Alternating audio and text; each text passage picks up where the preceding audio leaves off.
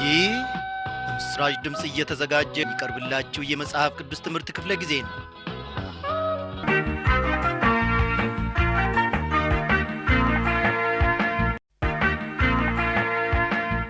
ጌታ እግዚአብሔር ልመናችንን ሰምቷል። ኢየሱስ ክርስቶስ ከማደሪያው እኔና እናንተን ተመልክቷል። ደስ ይበለን ወገኖቼ። እግዚአብሔር ለዘላለም የተመሰገነ ይሁን። በዛሬው ክፍለ ጊዜ ጥናታችን ቀደም ብለን እንደተመለከትነው እነሆ የምዕራፍ 7ን ትምህርት እናጠናለን። እስቲ መጽሐፍ ቅዱሶቻችሁን ገለጥ ገለጥ አድርጉና ኦሪት ዘጸአት ምዕራፍ 7ን አውጡ።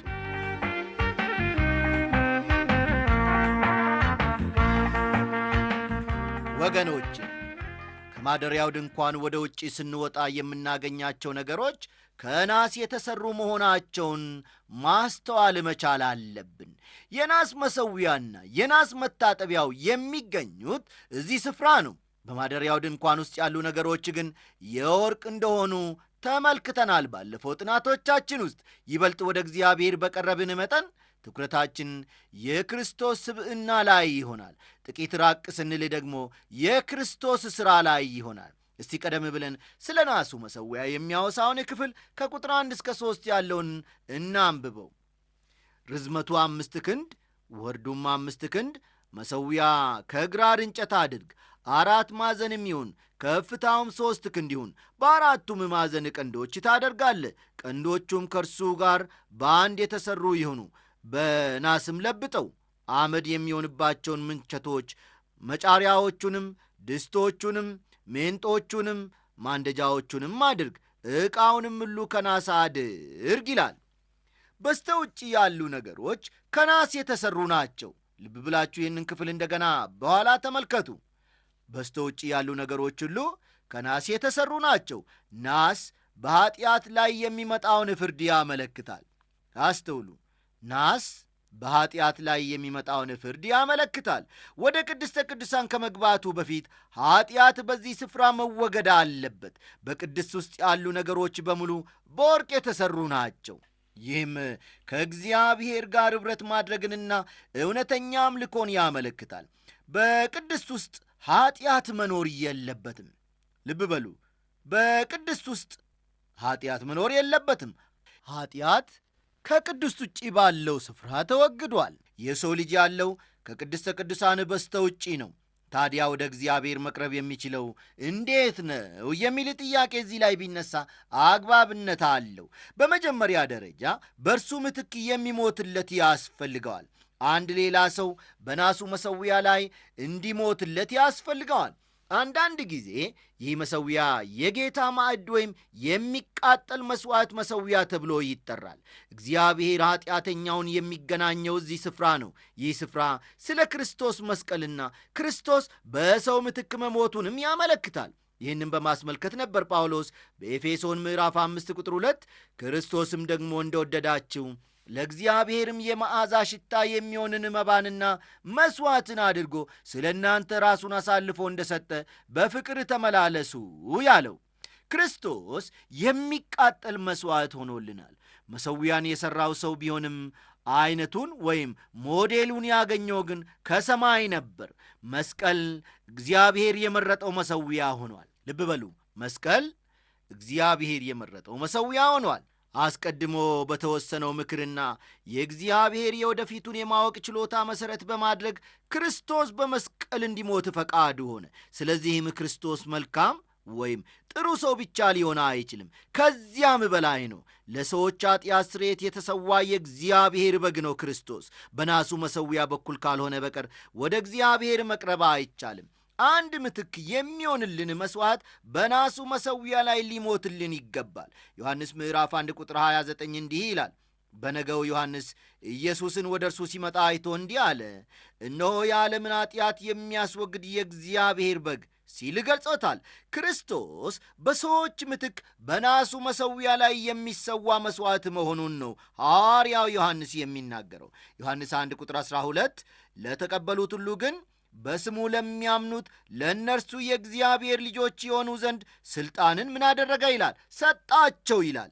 በናሱ መሠዊያ በኩል ካላለፈ በቀር ሰው እግዚአብሔርን ማምለክ ወደ እርሱ መጸለይና ማገልገልም አይችልም። እያንዳንዱ ካህን፣ እያንዳንዱ ሌዋዊ በዚህ የናስ መሠዊያ በኩል ማለፍ ነበረበት። ወዳጆቼ እንዲሁም አድማጮቼ ኢየሱስ ክርስቶስ በመስቀል ላይ ባይሞትልን ኖሮ እውነቴን ነው የምላችሁ ወደ እግዚአብሔር ፈጽሞ መቅረብ ባልቻልን ነበረ። አዎ ኢየሱስ ክርስቶስ ለኀጢአታችን የሞተልን የእግዚአብሔር በግ ብቻ ሳይሆን ሞትንም ያሸነፈ የእግዚአብሔር በግ ነው። ሐዋርያው ዮሐንስ ያየውን ሲናገር በራእይ ምዕራፍ 5 ቁጥር 6 ሐዋርያው ዮሐንስ በራእይ ምዕራፍ 5 ቁጥር 6 ያየውን ሲናገር እንደ ታረደ በግ ቆሞ አየሁ አለ። የናሱ መሠዊያ የሚገኘው በመቅደሱ መግቢያ በር ላይ ነበር። የክርስቶስ መስቀልም በመንግሥተ ሰማያት በር ፊት ቆሟል። በዚህ መስቀል በኩል ካልሆነ በቀር ወደ መንግሥተ ሰማይ መግባት አይቻልም። የማደሪያውን ድንኳን አደባባይ በተመለከተ ቁጥር 9 እንዲህ ይላል። የማደሪያውንም አደባባይ ሥራ በደቡብ ወገን የጥሩ በፍታ መጋረጆች ይሁኑለት፣ የአንዱንም ወገን ርዝመት 100 ክንድ ይሁን ይላል። ይቀጥልና ቁጥር 16 ላይ ደግሞ ለአደባባዩም ደጅ ከሰማያዊ ከሐምራዊም ከቀይ ግምጃ ከጥሩ በፍታም በጥልፍ አሰራር የተሠራ 20 ክንድ መጋረጃ ይሆናል። ምሰሶቹም 4 እግሮቹም 4 ይሁኑ ይላል። ሰማያዊ የሰማይ ቀለም ሲሆን ክርስቶስ ከሰማይ ስለ መምጣቱ ያመለክታል። ቀይ ስለ ክርስቶስ ሰብአዊነትና ስላፈሰሰው ክቡር ደም ያመለክታል። የቀይና የሰማያዊ ቀለም ድብልቅ የሆነው ሐምራዊ ደግሞ ስለ ክርስቶስ ነጋሲነት ያመለክታል። ካህናቱና ሌዋውያኑ የሚገቡት በእነዚህ የአደባባዩ መጋረጆች አልፈው ነው። መግቢያው 5 ክንድ ከፍታ አለው። በማደሪያው ድንኳን ዙሪያ ያለው አጥር ደግሞ 150 ክንድ ሲሆን በበፍታ ወይም በናይለን ጨርቅ ይሸፈናል። ይህ አጥር በውጭና በውስጥ ያሉትን ሰዎች ይለያል። ለመብራቱ የሚያስፈልገውን ዘይት በተመለከተ ደግሞ ቁጥር 20 እንደዚህ ይላል። አንተም መብራቱን ሁልጊዜ ያበሩት ዘንድ ለመብራት ተወቅጦ የተጠለለ ጥሩ የወይራ ዘይት እንዲያመጡልህ የእስራኤልን ልጆች እዘዛቸው ይላል። ዘይት የመንፈስ ቅዱስ ምሳሌ ነው። ዘካርያስ ምዕራፍ 4 ቁጥር 6 ትንቢተ ዘካርያስ ምዕራፍ 4 ቁጥር 6 በመንፈሴ እንጂ በኃይል ወይም በብርታት አይደለም ይላል። መብራቱ ደግሞ ከመንፈስ ቅዱስ የሚገኝ ብርሃን ነው። መንፈስ ቅዱስ የክርስቶስ የሆኑትን ነገሮች ይገልጥልናል እንጂ ስለ ራሱ አይናገርም። ቁጥር 21 በመገናኛው ድንኳን ውስጥ በምስክሩ ታቦት ፊት ባለው መጋረጃ ውጪ አሮንና ልጆቹ ከማታ እስከ ማለዳ በእግዚአብሔር ፊት እንዲበራ ያሰናዱት፣ በእስራኤል ልጆች ዘንድ ለልጅ ልጃቸው የዘላለም ሥርዓት ይሁን ይላል። የሚነደው መብራት ስለ ክርስቶስ ይናገራል። አሁን ግን ክርስቶስ ምድራዊ አገልግሎቱን ፈጽሞ ወደ ሰማይ ተመልሷል። ማቴዎስ ምዕራፍ 5 ቁጥር 14 እኔና እናንተ የዓለም ብርሃን እንደሆን ይናገራል። እናንተ የዓለም ምንድናችሁ ይለናል? ብርሃን ናችሁ ይለናል። እኔና እናንተ የራሳችን የሆነ ብርሃን የለንም። መንፈስ ቅዱስ ሲጠቀምብን ብቻ ነው ለሌሎች ማብራት የምንችለው። ከዮሐንስ ራእይ እንደምናየው ኢየሱስ ክርስቶስ በመቅረዞቹ መካከል ሲመላለስ ነበረ። የቤተ ክርስቲያን ምስክርነት እንዳይጠፋ ለማድረግ ነው በመቅረዞቹ መካከል ሲመላለስ የታየው። እዚህ ገና ስላልተጠቀሱት 2 ነገሮች ማንሳት እፈልጋለሁ። የመጀመሪያው በዘጸአት 30 የተጠቀሰው የዕጣን መሠዊያ ነው። እግዚአብሔርን ማምለክ ከፈለጋችሁ ወገኖቼ በዚህ መሠዊያ በኩል መምጣት ይኖርባቸዋል። ሌላው ደግሞ የናሱ መታጠቢያ ነው። እግዚአብሔርን ለማምለክ አንድ ሰው ንጹሕ መሆን አለበት። በዚህ የናስ መሠዊያ ኢየሱስ ክርስቶስ አዳኝ መሆኑን እንቀበላለን። በእግዚአብሔር መንፈስ ታጥበንም እንነጻለን። ያኔ እግዚአብሔርን የማምለክ ነጻነት ይኖረናል። እግዚአብሔር ለዘላለም እየተመሰገነ ነው። በእውነት ጌታ መንፈስ ቅዱስ በዚህ ታላቅ ምስጢር ድንቅ ነገርን አስተምሮናል። እግዚአብሔር ደግሞ ሐሳቡን እየገላለጠ ለእኔና ለእናንተ ይናገረናል። እግዚአብሔር ሰሚ ልቦናን ይስጠን።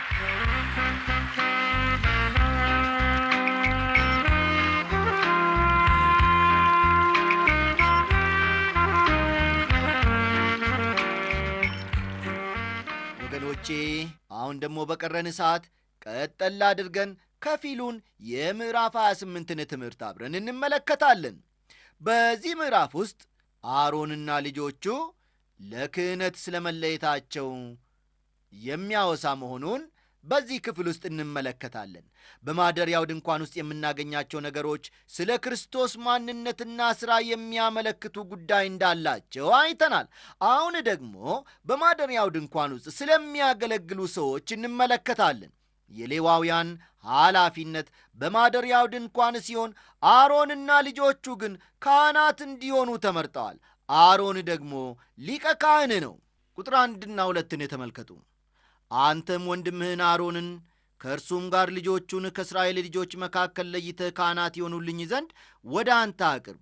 አሮንን የአሮንንም ልጆች ናዳብን፣ አብዮድን፣ አልዓዛርንም ኢታምርንም አቅርብ ካለ በኋላ የተቀደሰውንም ልብስ ለክብርና ለጌጥ እንዲሆን ለወንድምህ ለአሮን ሥራለት ይላል። አሮን በሊቀ ካህንነት ለማገልገል የተለየ አይነት ልብስ ያስፈልገዋል። እነዚህ የክህነት ልብሶችም ስለ ክርስቶስ የሚያመለክቱት ነገር አላቸው። እርግጥ ነው በኦሪት ዘጸአት መጽሐፍ የተሰጡት አብዛኛዎቹን መመሪያዎች እንደ ጥሩ ልብ ወለድ እየጣመን የምናነባቸው አይነት አይደሉም። ስለ ክርስቶስ የሚናገሩት እንዳላቸው ግን እውነት ነው ወገኖቼ። እግዚአብሔር ለምን እነዚህን ዝርዝር መመሪያዎች እንደሰጠ ያስገርማቸዋልን? ሕፃናት የሚማሩት በስዕል መጽሐፍ ነው። በተለያየ ጌጣጌጦች ሐሳባቸውን ለመሳብ መጽሐፍ ቅዱስም ስዕላዊ መጽሐፍ ሲሆን እነዚህን ስዕሎች በመመልከት እውነትን እንድንማር እግዚአብሔር ይፈልጋል። እኔና እናንተ እንደምናስበው የአሮን ልብሶች በራሳቸው የተቀደሱ አይደሉም። ቅዱስ የሚለውን ቃል ዕብራይስጡ የተለየ በማለት ይተረጉመዋል።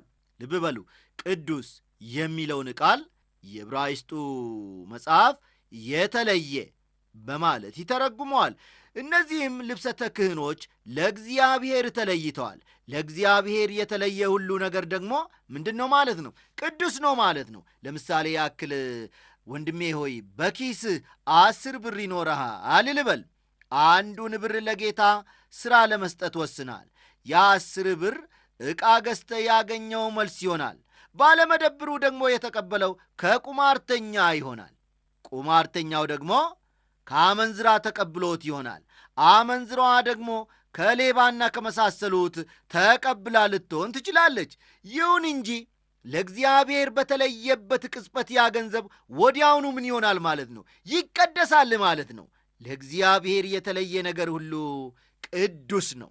በቃ እግዚአብሔርን ለማገልገል የምንጠቀምባቸው የተቀደሱ ልብሶች አሉ።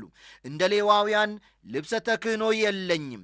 በመጋቢነት አገለግል በነበረበት ጊዜ በተለይም ደግሞ አሉ ዕውቁ የመጽሐፍ ቅዱስ ምሁር ዶክተር መጊ፣ በተለይም ደግሞ የምሰብክ ከሆነ ግን አለኝ የምለውን ቆንጆ ልብስ ለብሳለሁ ካሉ በኋላ ቀጠል አድርገው በጣም ለሚቀርቡኝ ወዳጆቼ በቀልድ መልክ ይህ የተቀደሰ ልብስ ነው እላቸው ነበር ሲሉ አንድ ወቅት አጫውተውን ሳቅ አደረጉም። አዎ ወገኖቼ፣ ለእግዚአብሔር አገልግሎት የተለየ ነገር ሁሉ ቅዱስ ነው።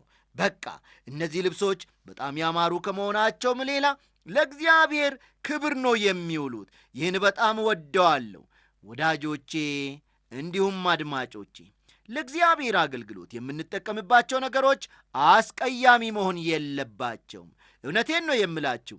ዓለም፣ ሥጋና ሰይጣን የሚያምሩና ውብ ነገሮችን ሁሉ መጠቀሚያ ማድረጋቸው ይቆጨኛል፣ ያናድደኛል። ለምንድን ነው ለእግዚአብሔር ያማረውንና ውብ የሆነውን ነገር እኔና እናንተ የማንሰጠው? ውበትን የፈጠረ እርሱ ነው አይደለም እንዴ? እስቲ በዙሪያችን ያሉትን የተለያየ ቀለም ያላቸውን ነገሮች እንመልከት። እስቲ ፀሐይ ስትወጣና ስትጠልቅ እንዲሁም በጸደይ ወቅት አበቦችን እንመልከት። እግዚአብሔር ያማረ ነገርን ይወዳል። ካህናቱ የሚለብሷቸው ልብሶችም ለእግዚአብሔር ክብር ያማሩና የተዋቡ፣ በእውነት ነው የምላችሁ እጅግ የተዋቡ ሊሆኑ ይገባቸዋል። ቁጥር 3 አንተም ካህን ሆኖ እንዲያገለግለኝ አሮን ቅዱስ ይሆን ዘንድ ልብስ እንዲሰሩለት የጥበብ መንፈስ ለሞላሁባቸው በልባቸው ጥበበኞች ለሆኑት ሁሉ ተናገር ይላል። ተመልከቱ የእግዚአብሔርን ፈቃድ። አሮን ለሊቀ ካህንነት ሥራ እየተለየ ነው። የሚለብሳቸውም ልብሶች የሚከተሉት ናቸው። ቁጥር 4ን ተመልከቱ። የሚሠሯቸውም ልብሶች እነዚህ ናቸው: የደረት ኪስ፣ ኤፉድም፣ ቀሚስም፣ ዥንጉርጉር ሸሚዝም፣ መጠምጠሚያም፣ መታጠቂያም፣ እነዚህም ካህናት ይሆኑልኝ ዘንድ ለወንድምህ ለአሮን ለልጆቹም የተቀደሰ ልብስ ያድርጉ ይላል። እዚህ ላይ ለእግዚአብሔር አገልግሎት የሚውሉ 6 የልብስ ዐይነቶች ተዘርዝረዋል። እነዚህ ልብሶች አሮንና እርሱን የሚተኩ ሁሉ የሚለብሷቸው ናቸው። ቁጥር 5 ወርቅንም ሰማያዊና ሐምራዊ፣ ቀይ ግምጃ፣ ጥሩ በፍታም ይውሰዱ ይላል። እነዚህ ልብሶች በጣም ከሚያምሩ ነገሮች መሰራት አለባቸው። መልካም የሆነው ነገር ሁሉ ለእግዚአብሔር አገልግሎት መዋል አለበት ስንል ጥንቃቄ ማድረግ ይኖርብናል። ይህንን ጉዳይ አስመልክቶ በአንድ ወቅት ዶክተር መጊ ሲያጫውቱን እንዲህ አሉ። አንድ ጊዜ አንድ ሰው ውድ ዋጋ ያለው መኪና ሊገዛልኝ እንደሚፈልግ ነገረኝ። እኔ ግን አልተቀበልኩትም። ምርጥ መኪናዎችን የመንዳት መብት እንዳለኝ ያውቃለሁ። ሆኖም ጥንቃቄ ማድረግ እንዳለብኝ ማሰብ መቻል አለብኝ ካሉ በኋላ ከአሕዛብ ዘንድ ከፍተኛ ነቀፌታ የተሰነዘረበት አንድ አገልጋይን አውቃለሁ። አንድ ቀን ጥቂት ሰዎች ወደዚህ አገልጋይ ዋና ጽሕፈት ቤት ሲሄዱ በግቢው ውስጥ የተመለከቷቸው መኪናዎች ካዲላኮች ዋጋቸው እጅግ በጣም ውድ የሆኑ ብቻ ነበሩ። ይህ አገልጋይ ሰዎች ለጌታ ሥራ ገንዘብ እንዲሰጡ ከመለመን ባልተሻለ ሁኔታ ይወተውታል፣ የጌታን ገንዘብ ግን ለተገቢው ጉዳይ አይጠቀምበትም ብለው አጫወቱን። ወዳጆቼ ለአገልግሎት የምናውለውን ገንዘብ ለአጓጉል ነገር እንዳንጠቀምበት አጠንክሬ መናገር እፈልጋለሁ። በየእሁድ ማለዳ ስለሚሰበሰበው መባ ጥንቃቄ ማድረግ መቻል አለብን። አንድ የእግዚአብሔር አገልጋይ ሲናገሩ ለሬዲዮ አገልግሎቴ እርዳታ እንዲያደርጉልኝ ሰዎችን እጠይቃለሁ። ስለዚህም እጄ ለገባው ገንዘብ ሁሉ ጠንቃቃ የመሆንን ልምድ አዳብሬአለሁ አሉ። ወገኖቼ የእግዚአብሔርን ሥራ ስናገለግል ወይም ስንሠራ በጣም ጠንቃቆች መሆን አለብን። በሌላ በኩል ደግሞ መልካምና ያማረው ነገር ሁሉ ለእግዚአብሔር አገልግሎት መዋል አለበት። እንዲህ ስለተባለ ግን የግድ ውድ ዋጋ ያለው መኪና ያስፈልጋል ማለት አይደለም። ወደ አዲሱ ዋናው ቢሮአችን በተዛወርንበት ጊዜ አሉ ዶክተር መጊ ደግሞ ለሬዲዮ አገልግሎታችን ስለሚያስፈልጉን መሳሪያዎች እንነጋገር ነበር። የምንጠቀምባቸው ዕቃዎች ርካሽና ቶሎ ተሰባሪ አይነት እንዲሆኑ አንፈልግም። ለእግዚአብሔር ሥራ ጥራት ያላቸው መሳሪያዎች ያስፈልጋሉና ይህንን ስናገር በትክክል እንደምትረዱኝ አምናለሁ ካሉ በኋላ በአንዳንድ መንገድ እግዚአብሔርን እያታለልንና እየዘረፍን እንደሆነም አስባለሁ። ትንቢተ ሚልክያስ ምዕራፍ 3 ቁጥር 8 ሰው እግዚአብሔርን ይሰርቃልን? እናንተ ግን እኔን ሰርቃችኋል፣ እናንተም የሰረቅን በምንድን ነው ብላችኋል፣ በአስራትና በበኩራት ነው ይላል። እንግዲህ የሰው ልጅ ከእግዚአብሔር እንኳን ለመስረቅ የማይመለስ እንደሆነ እግዚአብሔር ያውቃል ማለት ነው። የሰው ልጅ በሙሴ ዘመን እንደዚያው ነበረ። ዛሬም በዘመናችን ወገኖቼ እንደዚሁ ነው። ዛሬ እግዚአብሔርን የምንሰርቅበት፣ ዛሬ የእግዚአብሔር የሆነውን በረከት ሁሉ ለእርሱ የሚገባውን ለክብሩ መዋል የሚገባውን ነገር ሁሉ ለራሳችን እየተመኘን በእጃችን ያስገባናቸው ስንት ነገሮች አሉ። በቤታችን ያስቀመጥናቸው ለእግዚአብሔር መሆን የሚገባቸው ስንት ነገሮች አሉ። እግዚአብሔር ለእርሱ የተሰጠን በጎ ፈቃዱንም የምናገለግል ሰዎች ያድርገን። የዛሬው ትምህርታችን እንግዲህ እዚህ ላይ ያበቃል።